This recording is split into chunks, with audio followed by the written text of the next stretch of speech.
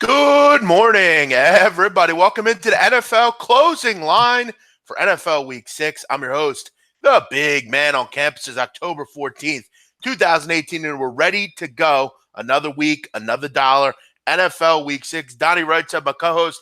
I'm back. Had a couple weeks off. How you doing? Yeah, going to be a good day of football today, Jeff. You know, from us on a personal level, don't really have to stress out too much with the Eagles already picking up a win on Thursday, but some interesting interdivision battles in this game today. A lot of injury information, which is always, crazy in the NFL as is. Inactive reports come out, quarterbacks in, quarterbacks out, who's injured and not going. We'll cover it all here on the show, 12:20. Don't miss out. Also, we're going to go over the other side of the pond, Jeff, and get Rusher Sean on here to give us an update of the London game between the Seattle Seahawks and the Oakland Raiders. So a lot of fun to be had here right on the Closing Line, sportsbookreview.com. Look, I bet no other show's doing that. No, we're not going live. They're not going live from the game. No. So, Donnie, again, you know what you have to say when he comes on, right? Remember I taught you about this? Hey, mate. No, Wembley. It'll be exciting. It is about 5 o'clock Eastern time over there right now. Russ will come on in about 20 minutes. We'll chat with him live from Wembley Stadium in London. Donnie, let's get into it. Welcome, everyone. Hope you had a great Saturday. Sunday is here, and it's football time. Let's get into the games, Donnie. We'll start off with the first rotation number, 251, 252. Arizona Cardinals heading on the road to take on the Minnesota Vikings. Vikings 10, total 43 at SBRodds.com. Vikings obviously coming off the nice win in Philadelphia. A game that they, didn't play great and played well enough. I thought, offensively they were good. Kirk Cousins looked terrific. But this is a down spot against a bad team. We've seen, Donnie, this year, this Viking team put up a bad outing at home. Remember the Bills game? But again, look, they're one of the best ATS teams in the league, always. Mike Zimmer, very good against the number. Arizona 3-1 is a dog, Donnie. They're getting double digits here. What do you think? Yeah, as the weekend has gone on, or the week's going on, I hate Arizona. I think their offense stinks. It's not a mirage where, tough game. No, every single game it seems is tough there. But when you boil it down, what did the Minnesota Vikings have to play for today? Sure, they want to win, pick up an NFC win, and, make some headway in the division. It looks like, for everybody out there already, they already cashed their ticket on the Chicago Bears. So that should be a lot of fun and see how that game plays out. But taking a look from this perspective, Jeff, when you saw last week where they played Philadelphia, the interesting part about that game, look, the Eagles were going in for a touchdown at the 5-yard line, first and goal, fumble the football. Then all of a sudden on the opposite side, it was 3-3 earlier in the ball game. The Eagles with a strip sack fumble by Minnesota gets run the opposite way for a fat man touchdown that sort of sees control for the Vikings. Are the Vikings that team, Jeff, that can just pull away? That's the question that you're going to have to ask in this one. And in the NFL, I'm not really in the business of laying 10 points or just taking a shot because one team is getting 10. This game has way too many question marks for me because, number one, is Minnesota that good? Number two, is Arizona really that bad, which I actually think they are. But can you cover 10 points in the NFL here in this spot? Yeah, this is a tough football game. It really is. Minnesota coming back. Look, last week they were pretty good against the run, weren't great against the pass. This is your opportunity to put together a really good defense performance. You haven't really been able to do that this year. It's just the truth of the matter. This is your opportunity to do that. I kind of like the under, but this game I'm staying far away from. Don't have much of an opinion. Guys, keep in mind, end of the show, you'll get our best bets. Keep in mind, we've done pretty well with those on this show this year, Donnie, especially the ones we've been on together.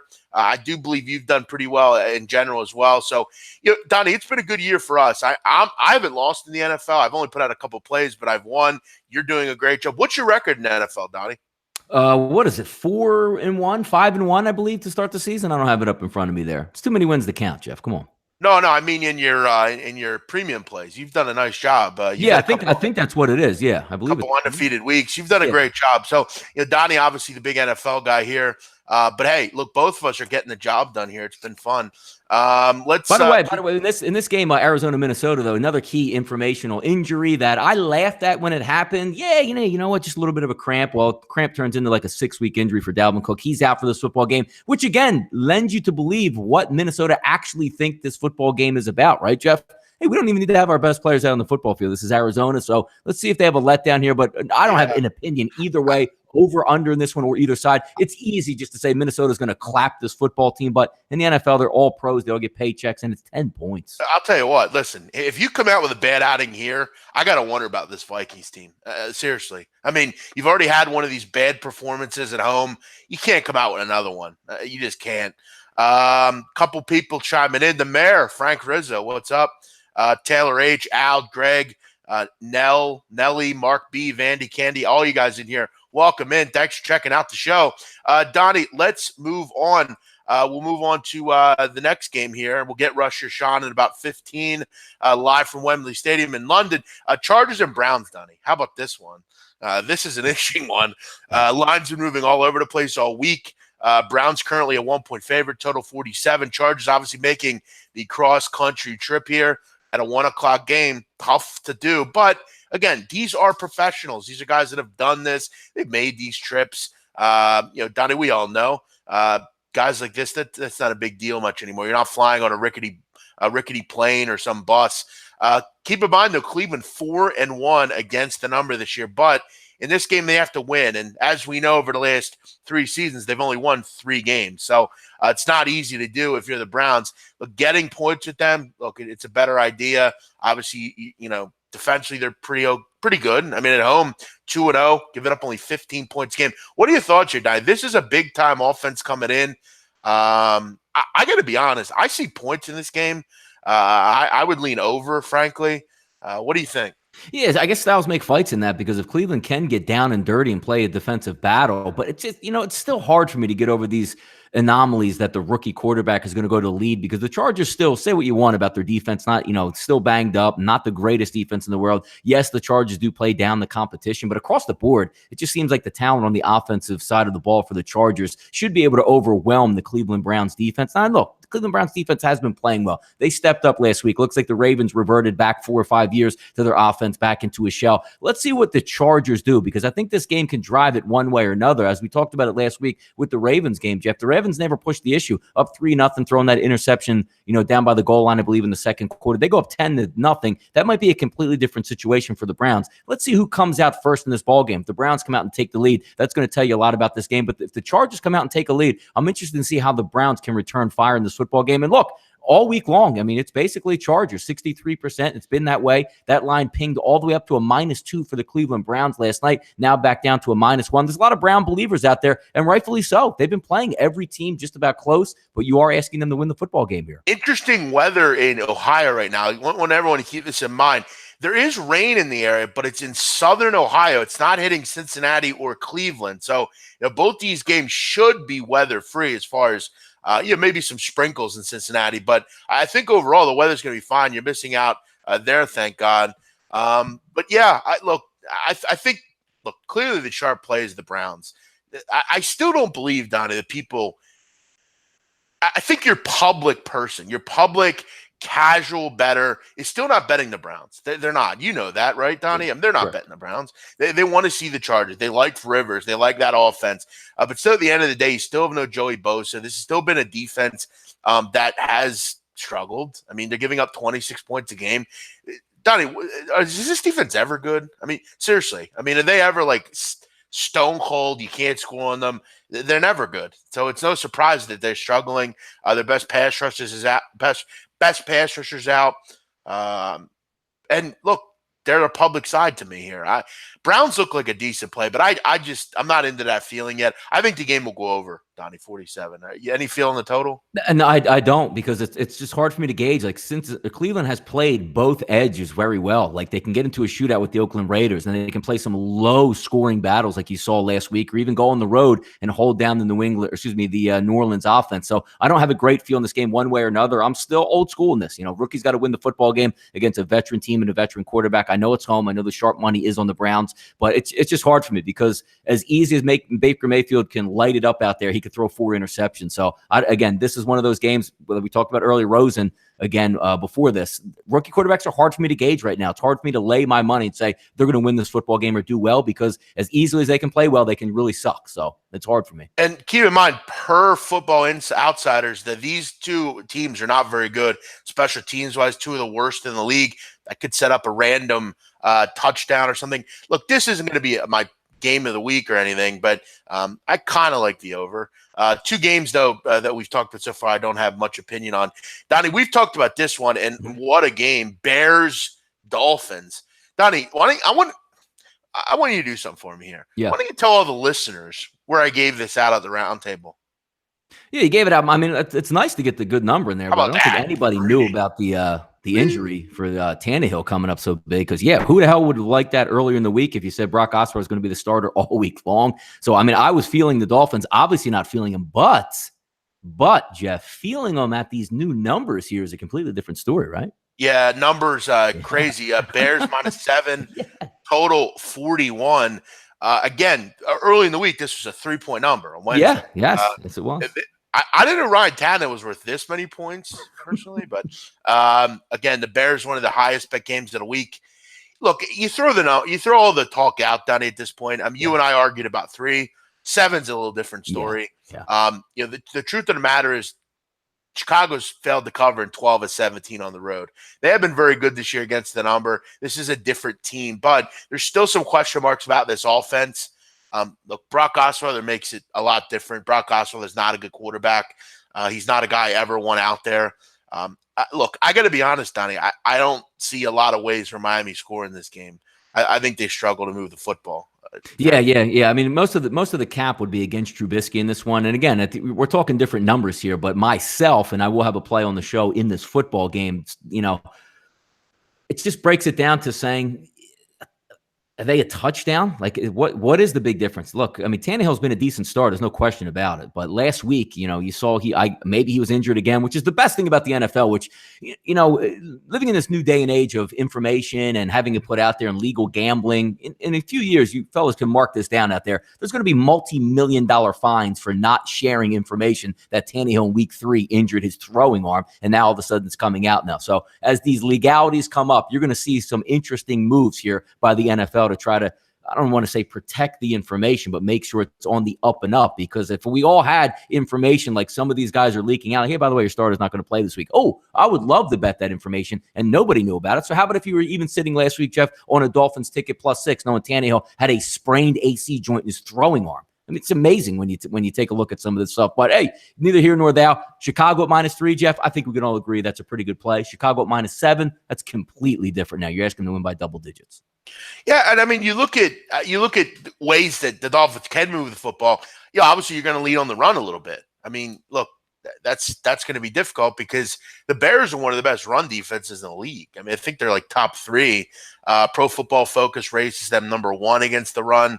I think it's going to be a long day for them. I think in this situation, look, I thought they'd struggle with Tannehill. I really think they're going to struggle against Brock Osweiler. I think Bears roll here. That's always been my thinking. I like the number I got the other day. Obviously, no one thought Tannehill would be out here. Do I think Tannehill's worth 4 points? No, not at all.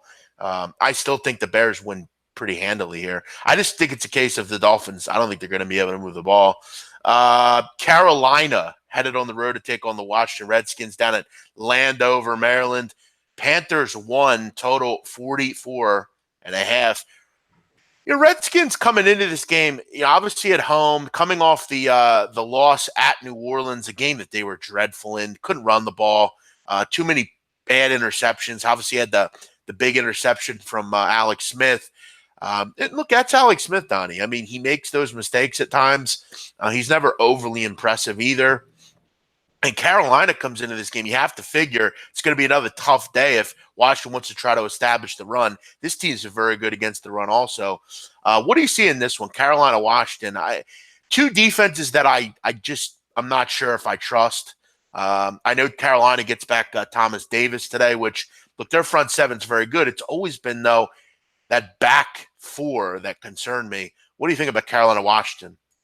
It's an interesting game because you saw them play Monday Night Football. They looked atrocious in front of the national audience. They have a short week. You saw last week. Now, look, the Giants do stink, but Carolina still end up pulling out a victory, coming into town, the more healthy team. You say, boy, what does Washington do well? They dump it down to Chris Thompson. He's not playing in this football game. Well, hell, let's hand it off to Adrian Peterson. He's popping his shoulder in last week and saying he's ready to go in this football game this week, and they still injured team. And then again, Jeff, you look at the line during the Monday Night Football game, Carolina -2, shifts over to a favorite to Washington for most of the week -1. Now you're seeing another shift back to the Carolina Panthers. This is why the NFL, excuse me, Jeff, I think is hilarious in one entity and phenomenal to try to get inside the numbers, because what in your mind would make you take the Washington Redskins today when you try to dip into it? You say, well, you know what? Looking at the Carolina Panthers, they had one road game and lost. So now they're going to go on their second road game, used to playing at home and playing against an the Giants are wretched, and they should have got beat. So how about last week, Jeff? 63-yarder goes wide. The Giants beat Carolina. What's this line? Washington -3 just because the field goal went wide right? Yeah, look, I kind of look at this game. Look, you got to look at the NFL with recency bias, because most people are going to do that. I'm hearing music. Oh, there he is, Russ. We'll bring Russ in 1 second here. Actually, I'll tell you what, Donnie, do you want to bring him in now? Yeah, might as well. Yep. Okay, let's bring in Russ Yershot, live from Wembley Stadium. Look at that. What's up, How Russ? we doing, guys? Doing well. How are you? Yeah, looking forward to this. Really excited for the Seahawks against the Raiders. I saw music, and I heard music. I'm thinking, where is that coming from? I'm like, Jeff, turn off your phone, man. Yeah, then I'm seeing Russ joining us. Russ, what's the mood over there? Is everyone geeked up and ready to go for the game? Everyone's here. So many shirts. Oakland, Seattle, Philly, Kansas, the Patriots, obviously. Everyone comes out fully kitted for this. Fantastic atmosphere already. And I think Jess Glynn's about to do a little pre-match show in a minute, and then the players will come out, and then we'll get rocking and rolling. Russ, I have to ask you. You've been to many Premier League games. I know you're an Arsenal season ticket member. What is this rate as far as NFL to Premier League? I know the Premier League. We're just talking. Obviously, when a team scores, again, it's a different kind of celebration to when there's a touchdown being scored. There's sort of like a nice, polite round of applause. But when the cheerleaders come on, when the compare gets going, again, there's nothing like an NFL game. Wow, amazing. What are your thoughts of the game, Russ? Seattle, Oakland. Obviously, tough spots for both teams. Making that trip over there, it's a little bit different. Actually, it's very different from normal. But Donnie, we remember last year Oakland made the trip to Mexico. They've done those kind of things. Russ, let me ask you: have you heard anything in the news? What are these teams doing to prepare for this game? Sure. Well, we had Seattle that came over Wednesday afternoon. Pete Carroll, they wanted to prepare properly for this. Oakland came over Friday, and for me, that extra couple of days that Pete Carroll, Russell Wilson, and the boys had here, I think that's going to give Seattle the edge here. Against the spread, 2.5, I'm firmly with Seattle here. I think they can get the job done. They were the confidence they would have taken out of putting 30-plus against the Rams. Tyler Lockett, Doug Baldwin, I think they're going to score 30-plus here, I think, on offense. It's stopped raining here, which I think is good for Russell to throw the ball. I think he's going to thrive on this big crowd. I think the running game's going to be good. And I think they're going to cover. Wow. Donnie, we talked about Oakland, you and I, all week. Look, as they would say over in London, both teams to me are rubbish, complete rubbish. What do you think about this game? Yeah, it's an interesting one. Now that I'm glad he brought in that information with the little bit of a rain out there. If you've noticed over the past couple of years, Jeff, I mean, maybe the sod, the turfing is always a little bit different, but usually hard to get your feet over there. But now you're also going to have the element of a little bit of rain. And one would think, Jeff, if you are a mobile quarterback, that might help you a little bit where it slows down the pass rush and you can hang in the pocket. I'm not one for the Oakland Raiders. I don't think they're coached very well at this point. I don't know what they have going on for the rest of the season other than John Gruden figuring out if he has a quarterback for the future or not. And the simple fact that Oakland had they asked John Gruden the question early in the week, like, hey, you're going over a little bit later. Yeah, we'll see how that works out. So there was actually no game plan whatsoever or study done to figure out or make a phone call to say, hey, you guys have played in London before. How should we approach this game? Should we get there early? They just took it on the whim, like, yeah, normal game. We're just going to fly out there and play some football. Now, Donnie, since this whole thing started in London, favored 16-4-1 straight up and 14-7 against the spread. So, look, I mean, that does obviously bode well for Seattle here. Russ, as far as, can we see the atmosphere there? Can you maybe turn that camera around? Oh, wow. Looks like a regular stadium. There's a crowd. There's a lot of Seattle Seahawks fans here. Wow. There's a lot of people there already. Wow. Look at that already. We still have 40 minutes till kickoff, Donnie. Yep, look, they're going to get in there and have their bangers and mash, Jeff, and get after it today, brother. Fish. Now, let me ask you, Russ. What's on the menu over there? What do you have in the? What do you have in the possession? It's there's plenty of beers being drunk. There's a lot of hot dogs on show, burgers. It really is. Anything goes here in London.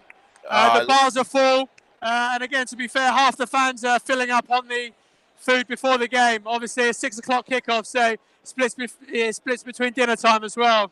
Now, Russ, before we get to your other picks quickly, wanted to ask you this quickly, and I've often been a proponent of this in the United States. Are you a proponent of, do you feel that crowd control works? I know they separate the fans. Like at an Arsenal-Man United game, every fan sits in a separate end as far as who you root for. Do you think that would work in the U.S., or do you think it's something that you like where it's all just mixed in?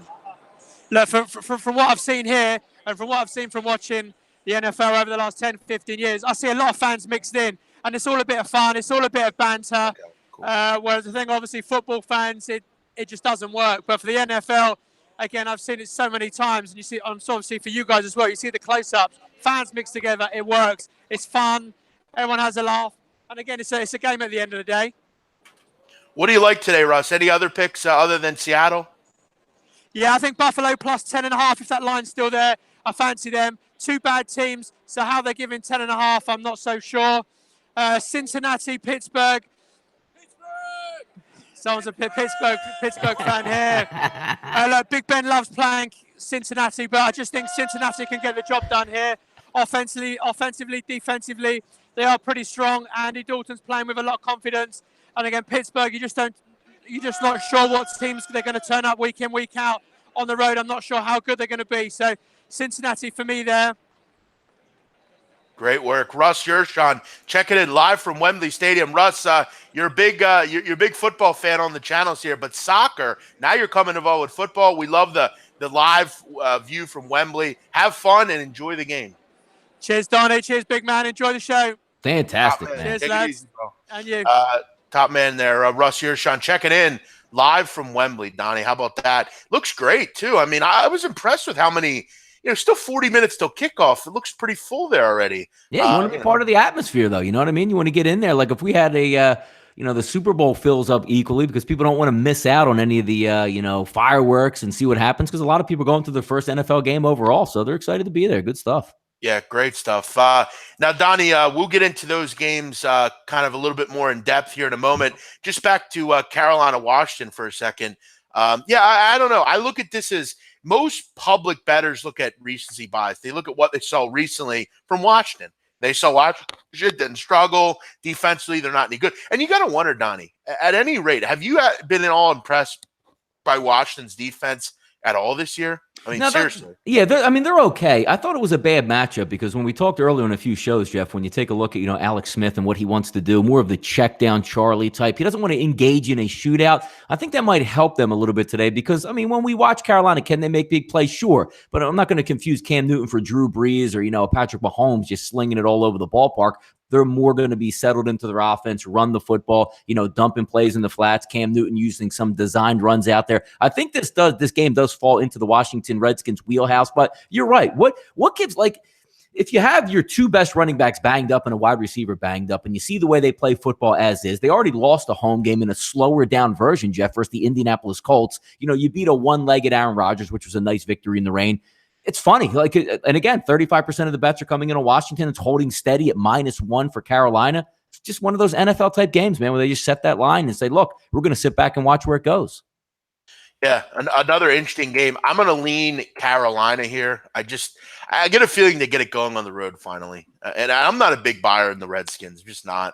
Mm-hmm. I think Thomas Davis back obviously helps that defense. Yeah.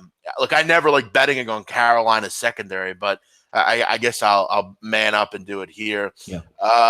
Let's keep it moving here. We'll go to Indianapolis Jets. We didn't talk much about this one all week, Donnie, and this is the first time we're chatting about it today. Jets 2.5, Colts 48. Jets back at home again after the win against Denver. I was on them last week. This one, I got to tell you, Donnie, I'm kind of liking them again this week. I don't like Indy, no T.Y. Hilton. I just don't know. Luck's a good quarterback. I like the kid, but this team, there's just not a lot of talent. The run game's always struggles. I've been quite impressed with the Jets, and I think they're going to be a bet on team at home. Question is, are we willing to bet them to win by a field goal or more? I almost always like to bet them as kind of a pick 'em or getting points. But I feel like at home, Donnie, this is a pretty good football team. And I think they're going to hold it down at that stadium all year. They had 323 yards on the ground last week. Got to imagine that's not going to happen this week, but I'm not interested in the Colts on the road. Yeah, what's interesting with the Colts here, Jeff, when you take a look, I mean, they had a 10-day break, one of those mini buys where you say, whoo, you know what? We didn't play very many guys in New England. We're going to move on to the next week and play the Jets, as we joked out, like, why even play that football game in Foxborough? And it seemed like either they even got more injured or they're not even getting healthy at this point, just a laundry list. And sometimes when you look at it, Andrew Luck should have a decent football game. He's been putting up numbers, but it's more of the slice and dice type of offense because T.Y. Hilton's not going to play in this game. Who's going to beat the New York Jets deep in this game?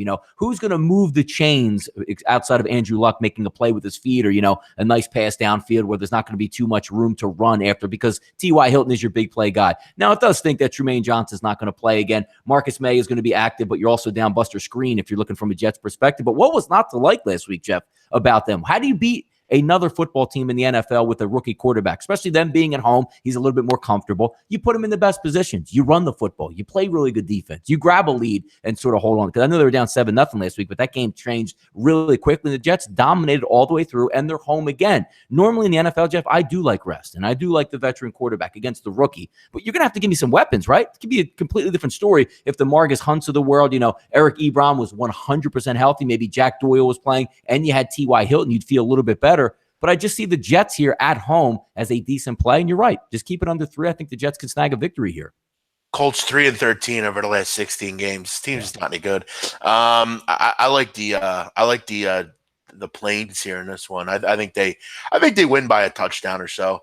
Lot of talk on this chat about the Denver Ram game, how it's snowing and how, Donnie, it's amazing how when it snows, people are just totally think about, nothing's going to go well for anyone. Everyone's just going to – remember that game in Philly a couple years ago where it snowed like 6 inches on the field and they scored like 50 points in the second half? No, the game that it snowed 6 inches, that was the Detroit game, right? I think that game still stayed. That's what I mean. I forget what that game ended up, but I know it was only like, one touchdown or so in the first half. I would have to go back and see. Second half. They scored like 50 points. Did they really? Let me see. Yeah, the Eagle-Detroit game, Donnie. It was like 48. Like it was, I remember saying to someone that there's no way they go over this game, and they just scored like 30 or 40 points in the second. Yeah, you're right. Look at that, 34-20 final. You're right about that, man. Yeah. Amazing. It was wild. We'll get to that one in a few here. Let's go to this one, Donnie. Steelers Bengals 261-262. Bengals 2, total 49.5. Donnie, look, I mean, I don't think anyone will disagree. We all know the Steelers have controlled the Bengals over the years. Okay, I mean they've won 4 straight, 3-1 against the number. They've played well against them. But here's the thing, Donnie, Bengals are a favorite in this one. Obviously, they're at home, so that's probably why. Look, Pittsburgh can't stop anybody. Defensively, I don't trust this team. I don't ever trust this team. I think they're wretched on defense. I look at Cincy at home. I look at Andy Dalton. I look at the weapons they have. I think they make a long day for the Pittsburgh Steelers. And I'm not buying the one win. I'm not buying the fact that Pittsburgh went down to Atlanta and took care of business. Their heads were against the wall. They took care of business, but they still gave up a lot of yards. They had some decent, field position in the entire game. They just had a lot of good things go their way. I'm not overly buying into this team. You look at their 2 wins against Atlanta and Tampa, 2 of the worst defenses in the league. I think Cincinnati gives them a little bit more pushback. I think this is one of those typical, AFC North games. I just really like Cincinnati here. I have a feeling about this one. I like the fact that they're at home here. They get Burfict back. He's kind of that veteran guy in the middle. You just kind of fortify them. What are your thoughts on Cincinnati and Pittsburgh? Yeah, these two teams want to punch each other in the mouth. I mean, the Steelers have dominated this divisional series over the past, half decade or so. And even when Cincinnati's had some decent football teams, I am a little bit of a buyer on the Pittsburgh Steelers. Had them last week versus the Atlanta Falcons, had them versus the Tampa Bay Bucks.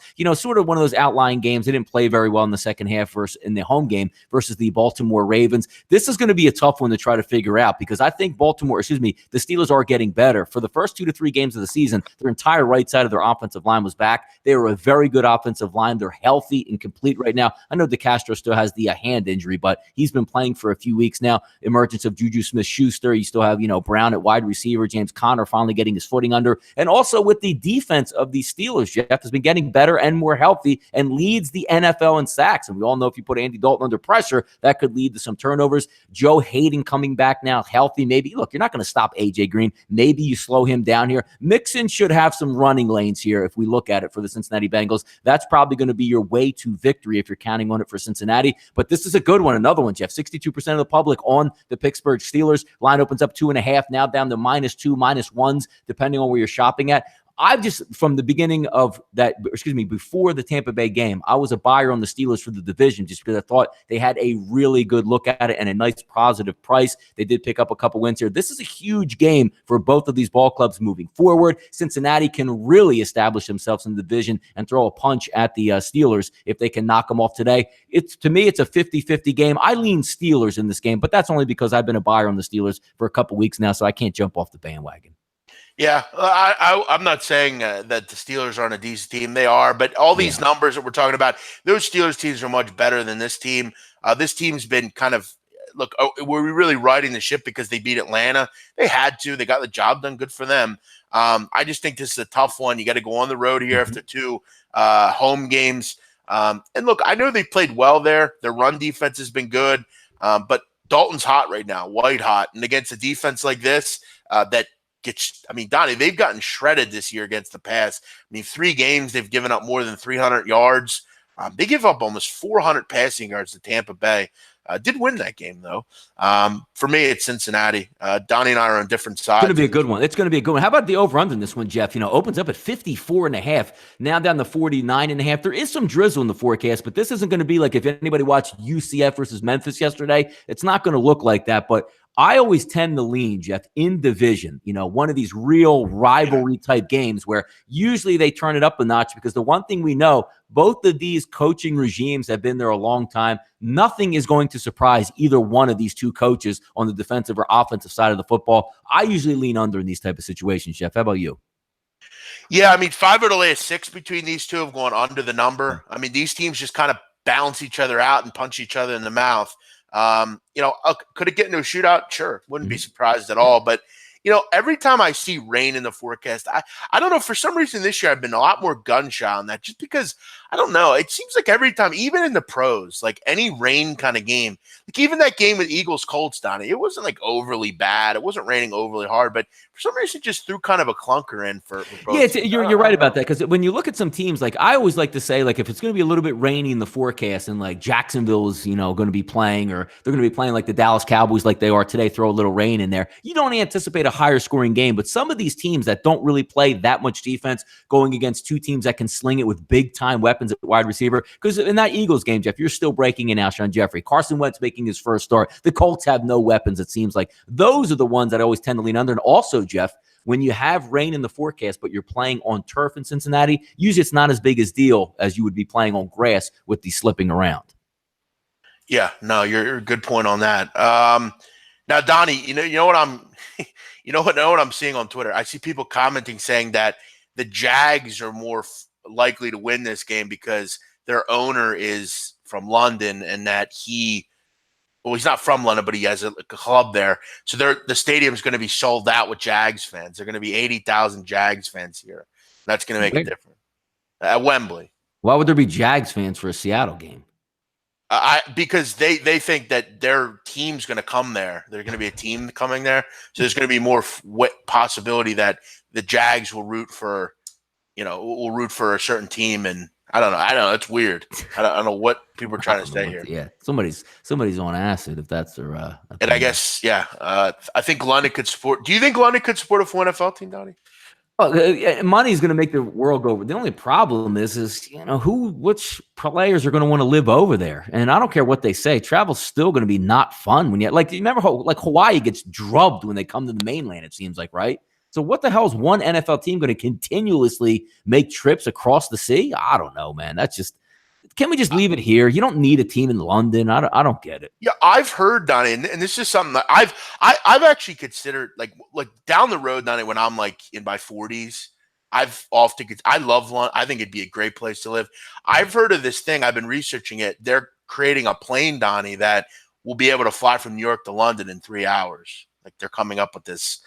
I saw it on CNBC and a couple other. Well, I mean, the Concorde used to make a trip over Sure. there, but it was knocking out windows and wasn't too efficient. So, I mean, Yeah. maybe it is, but I don't know why you would need a team in London at this point. I mean, look, if it's the end all be all, most of the soccer teams in the EPL would look to get in the United States market and put a team in New York and have it worth $5 billion. But it just isn't feasible. That's all. Sure. Be interesting. Let's keep it moving here. Tampa, Atlanta. Good one. Look, I have to be honest. I don't trust Jameis Winston. I think they're going too quick to this guy. I know Fitzpatrick struggled a bit, but he's also one of the reasons you've at least were able to win those first 2 games of the season. You lost a shootout to Pittsburgh. Nothing wrong there. I know he didn't play well against Chicago, but Chicago's a tough opponent, tough defense. I would have gave him another shot maybe here. Atlanta team struggling. They're really, they're 1-4 at this point, but they're at home. Okay, they have Matt Ryan. They should be able to move the ball in this defense. I just have no real thoughts on how this game doesn't go over. I know the number's high and everything, but you just look at both sides. They're just dreadful with injuries. But you look at the more injuries. Bo Allen out. You have some, other Chris Conte. He's been out for a while. Hargraves. I think that the injuries hurt Tampa more just because I don't trust Winston at all. I don't have any confidence in him. What are you going to get from him? Atlanta looks like the play to me here. Yeah, I don't think anybody's going to run away in this football game because both of these defenses won't allow it to happen. You have big-time weapons, Deshaun Jackson's, Mike Evans, O.J. Howard's on one side. Then, of course, you have the Mohamed Sanus of the world, Ridley and Julio Jones. Hooper's emerged as a tight end. So there should be a majority good shot at points, especially if look, you're 57 and a half in a division game, but it is in a dome. And, these two teams don't have an MO for getting after the quarterback and making a lot of sacks. But the same way I liked Atlanta getting clowned last week versus the Pittsburgh Steelers, a dome team at home for a couple weeks going on the road versus a desperate team is the same reason I would like Atlanta this week at home. Their season's just about over, but they still have some fight left. They're at home. They're playing a team in Tampa Bay that's really going nowhere. And I don't know, Fitzpatrick shouldn't be playing anymore because he's not the future. You have to see what you have in Jameis Winston. You're going to have to make a decision where you're going to trade the guy, cut the guy, not sign the guy, or sign the guy. So he's going to have to play the rest of the year. I think he might press a little bit in this football game, but there's not going to be too many defensive stops or say, oh, man, this game's 27-3. I never imagined one team would play this good of defense.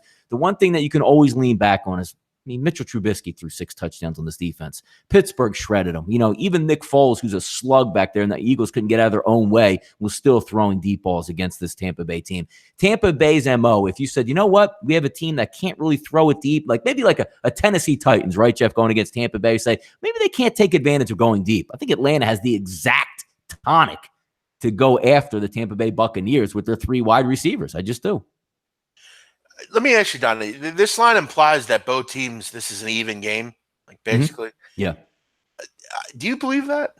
Well, no, I mean, if you put them on a neutral field, I might, because Atlanta needs the dome just more than any other team. They're small on defense. They're built on speed up front. So maybe if you put this game on neutral field and grass, yes, but in a dome, that's what Atlanta does, man. They are a dome team. Donnie, this is a Tampa Bay team. They're giving up 7 yards per play. That's exactly disgusting. That is terrible. The MO is just, step back and sling it deep, and you see it every game. They can't defend anything on defense. But then again, Atlanta's going to stopping what Tampa Bay does. So there will be points. But again, I'm not in the business to lay 60 like you would see tonight, or 57.5 or anything egregious like that. Usually 50 or so is about my cutoff in the NFL. I don't care where you're playing, but look, this game doesn't inspire me to think about defense. Now, Donnie, as far as the team totals are concerned, that might be a look here in this game as far as Atlanta. You're looking at let me get that team total up here. I'd be interested to see what that is. Yeah, you were on a total a couple weeks ago in Atlanta that covered at the half. You might be on your way to doing one of these, you would think. Yeah, Tampa Bay's team totals here. Tampa 26.5, Falcons 30.5. Mm-hmm. Yeah. Wow. I think Atlanta pushed 40 today. That's good. Yeah, I think they're all. Look, it's one of those games. Look, a lot of them come down to the last possession, but can't you see like same thing? The which like the late game where it came with New Orleans and Atlanta. That game came right down to the wire. And then the following week versus the Cincinnati Bengals, it comes down to the wire. That's going to be one of these type football games. You're going to be a roller coaster. Couple of comments here. Atlanta has scored defensive TD automatic. Wow. I don't know if anything like that's automatic. Todd 62. Atlanta blows. All right. Thank you. I bet the Steeler game is higher scoring than the Atlanta game. Yeah, well, look, I mean, both games could be high scoring, but again, this one's inside, it's on turf.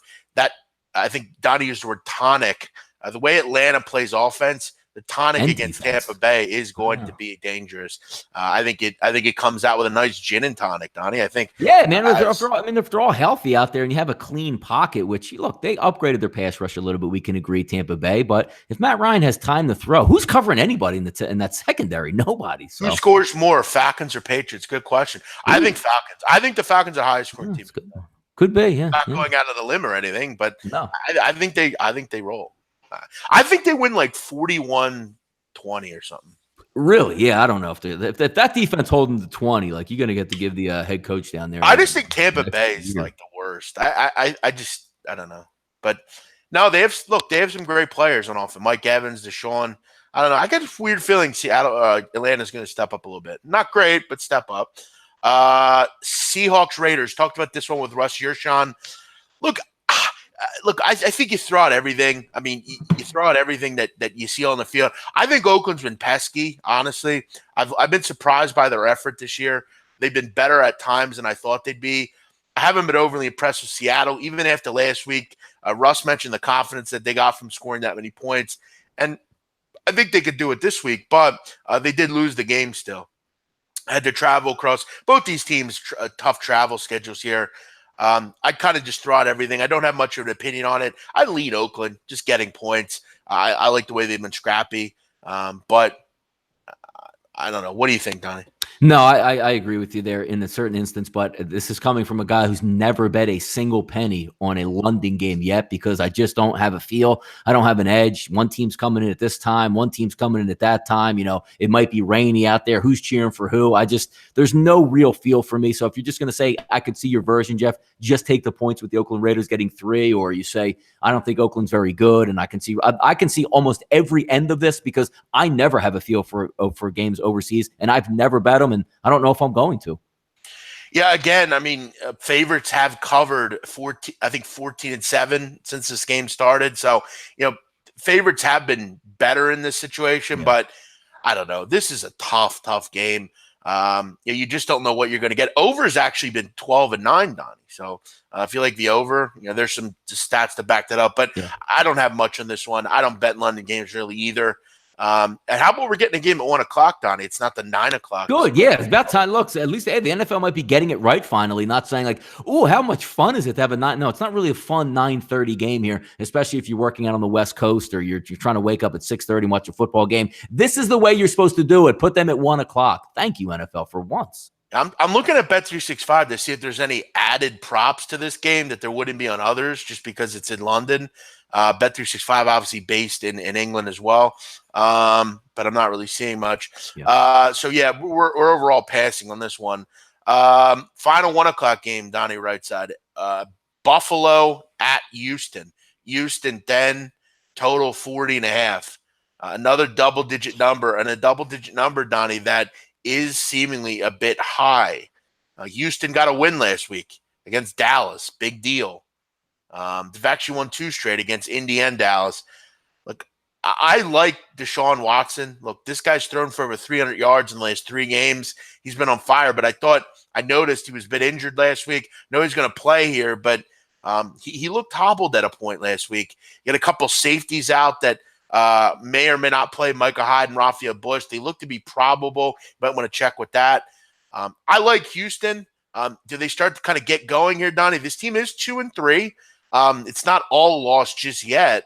What do you think here? Yeah, it's too many points for me for Houston. I mean, look, if you had the two teams that are up here, like the Minnesota game -10, I would actually feel more comfortable with taking Minnesota -10 than I would Houston, because Houston just hasn't shown me much. I mean, the 2 wins were fluky wins, like overtime, could have went either way. They could be 0-5 and dead. And now you're going to come and say, well, my quarterback's real athletic and mobile, and he does like to take off. But, oh, yeah, he's one hit away from being knocked out of this football game, and then all hell's going to break loose on the offensive side of the football for Houston, where they can't run, RPOs and read options out there that they like to do it and move the football up and down the field. I just don't trust Houston. That's what it comes down to. Do I think Buffalo's going to come in here and move the football up and down the field versus Houston? No. I think that front four for Houston is really going to be able to get after the young quarterback for the Buffalo Bills. But looking at this game, the way Buffalo is going to want to play it and slow it down, I think Houston will engage in that as well. And what has shown you that Houston can put their foot on the gas pedal and extend leads and beat a team, 27-10 or pull away at any point.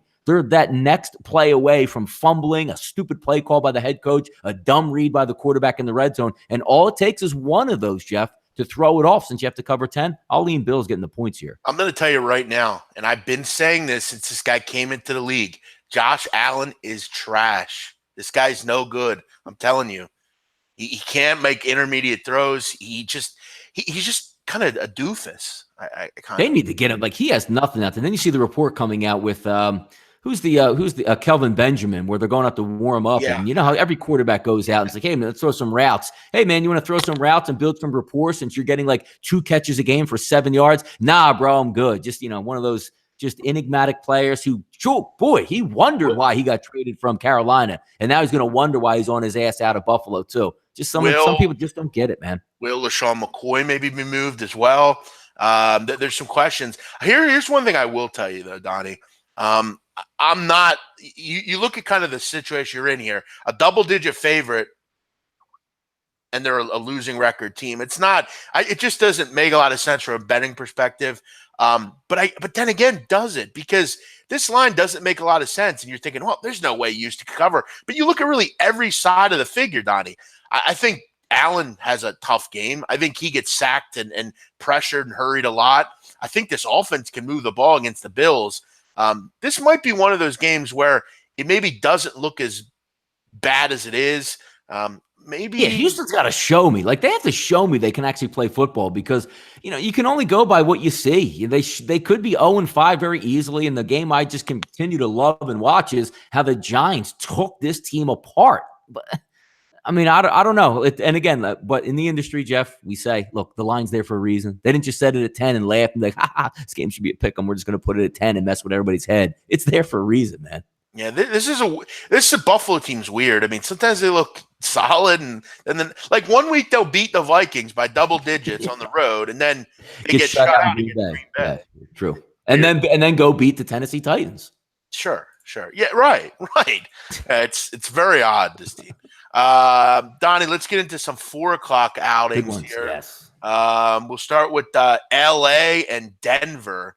Rams 6.5, Broncos and Rams 50. You know what, Donnie? Wow, look at this. Look, I think people are concerned about weather in this game. Rams being taken down to 6.5. And, amazing thing, Donnie, you read around the country at, these Denver Wires and Broncos, fans elite and all these crap and all these.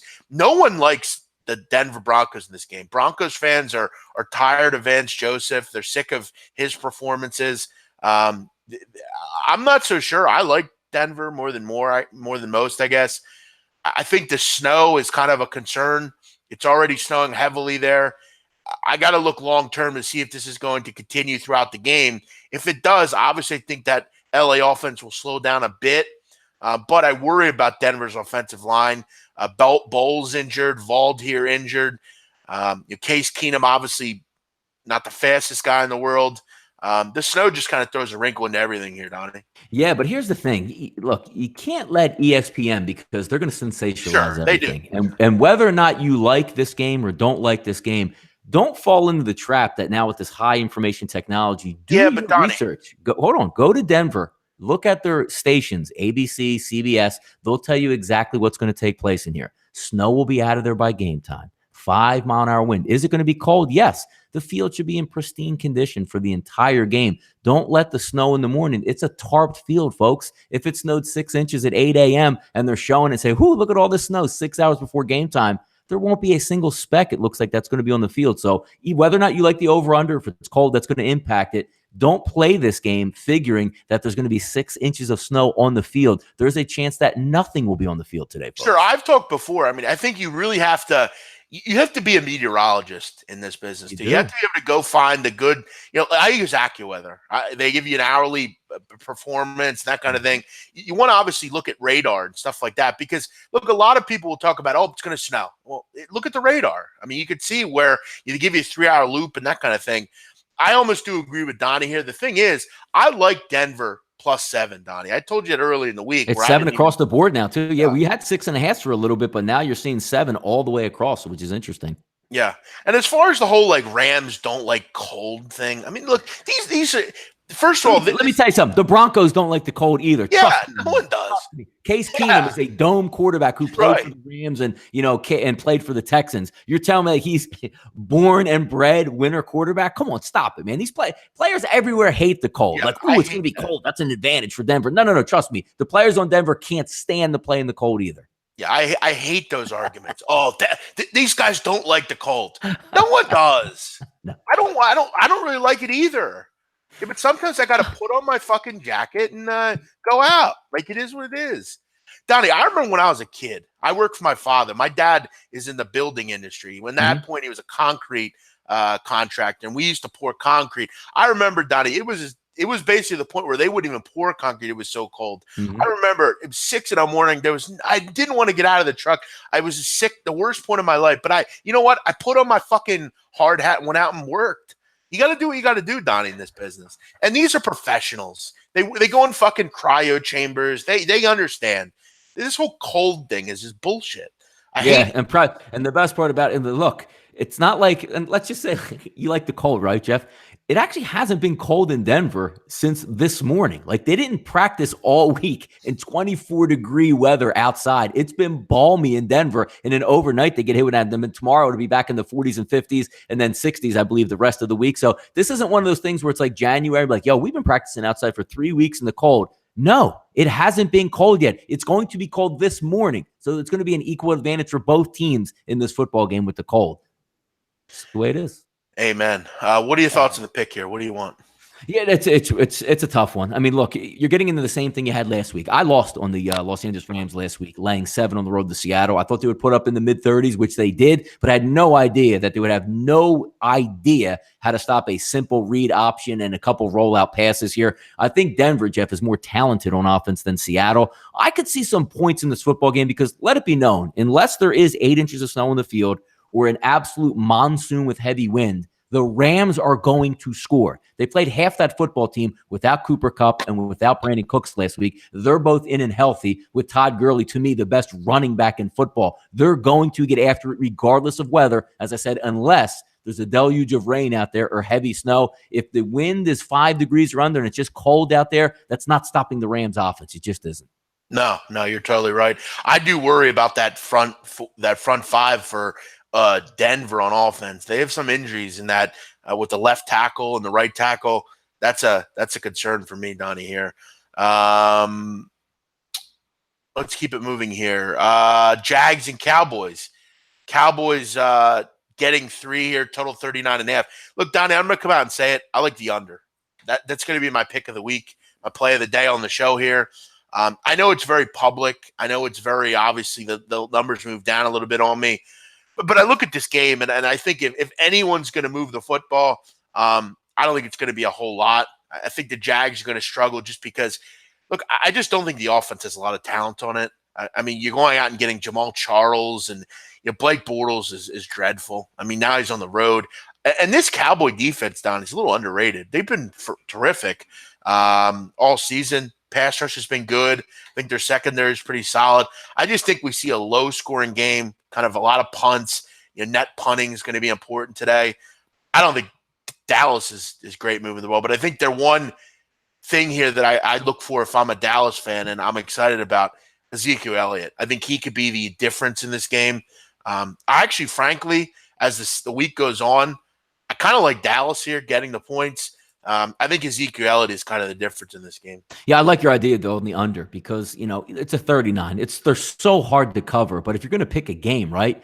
Blake Bortles and Dak Prescott not exactly going to light up the scoreboard because they're going to throw it downfield. Because number one, they're not great quarterbacks, Jeff. They don't have great weapons down the field to begin with. So you're going to lean on your offensive line. We know the Jacksonville Jaguars pass rush. Do you think they're going to put Dak Prescott back there 35 to 40 times passing against Jacksonville? That's just not going to be the case. That lends itself to an under. And all you need is one of those plays, Jeff, right? A missed field goal, a red zone opportunity that turns into a fumble, and you're probably going to be able to come up with this victory. I like your under 39.5, and I have the same wavelength as you. If it's going to be close, I'm probably going to lean on the team that's going to be at home and getting points in that situation. Jacksonville's been bet up all week long, right? Jaguars kill them, Jaguars kill them, Jaguars kill them, Jaguars kill them. Line really hasn't moved that much, bouncing between, what do we have right now? 3 looks like across the board, minus 115, minus 120. So hasn't moved that much, about 60% of the bets on the Jacksonville Jaguars. As an Eagles fan, I would love the Dallas to get just drilled in this game so we can all sit back and laugh the same way Jeff would be with the Washington Redskins. Hope they get drilled too, but you're into betting. You're into try to making money. Low scoring, and if it's going to be low scoring, I'm going to lean on taking the points here.